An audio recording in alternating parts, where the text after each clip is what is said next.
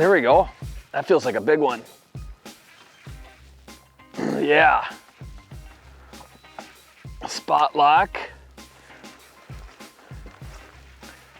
Here she comes. I don't know what we got here, ladies and gentlemen, if it's a pike or a bass. How about that guy? Yeah, you bet. That's what we came to this spot for.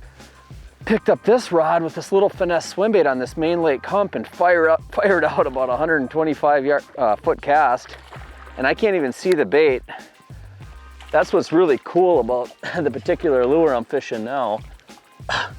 It catches gigantic smallmouth, but look at down the hatch.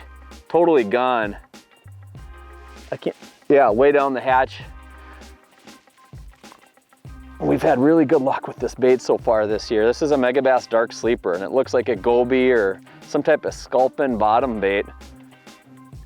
And big smallmouth like this, especially during the fall months feeding up, have a hard time saying no to a nice little morsel like that. I mean, look at how it fits in its mouth, perfect. It's got a nice soft body profile that they grab and they don't let go. Gives you all the time in the world to make a nice little hook set, put these guys in the boat. That's a chunk. Let's get her back.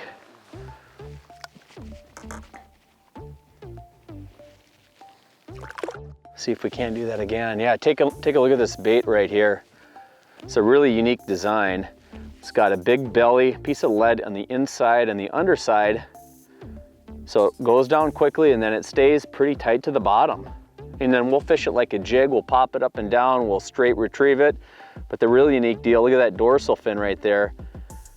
You have an integrated weed guard that's super soft and very easy to push down and expose that solid hook point there. So that's what I was doing on this spot. It's got weed on top. I can cast it up there, easily work it through those grass beds, but also take advantage of those nice gravelly areas when I get out there too and pull that thing along the bottom. So we're gonna give that a try again.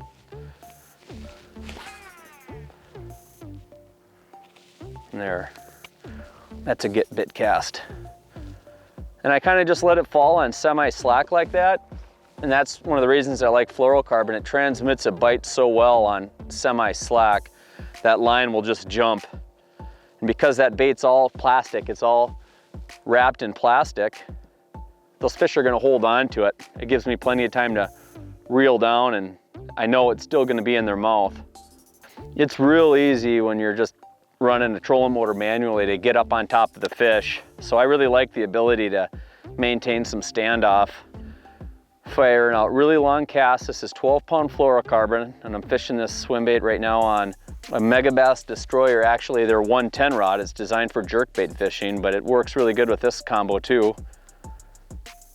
And just making super long casts, and that 12-pound fluoro lets that bait get down pretty quickly, but it still has the horsepower to drive that hook home and control that fish pretty well. But by making those long casts, catching the first fish, hitting spot lock, walking to the back of the boat, I've just gained in this boat 20 feet on my cast, and I can stay way off those fish with my sonar beam or my sonar pinging, keep that away from the fish, keep the noise of the trolling motor away from the fish. So it's just a real nice way to catch these fish without getting on top of them and spooking them off a spot.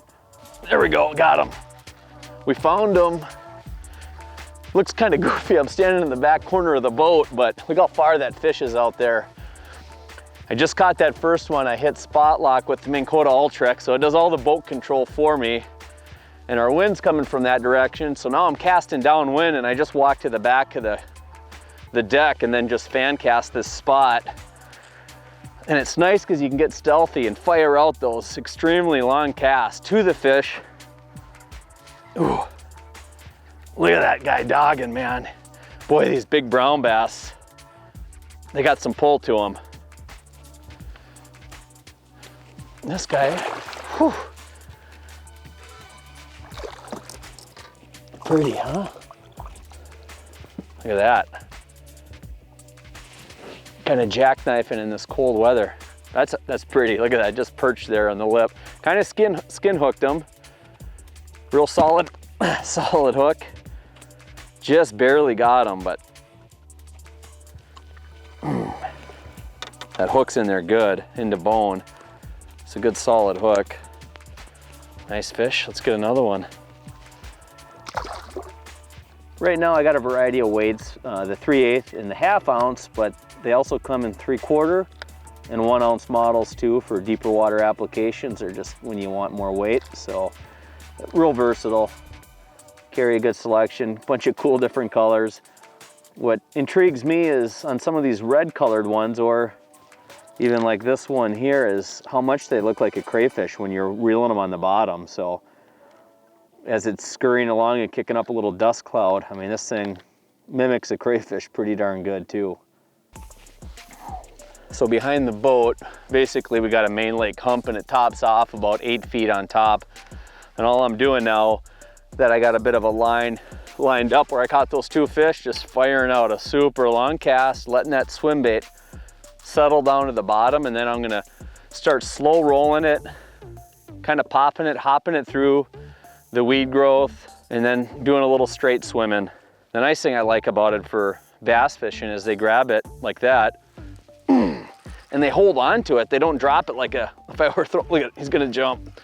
1/2 ounce jig or just a lot of hardware, those, you know, you gotta hit them pretty quick, and oftentimes they'll drop it, whereas this, they'll hold on to it.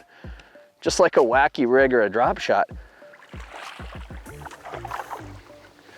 You know, it's a forgiving bait.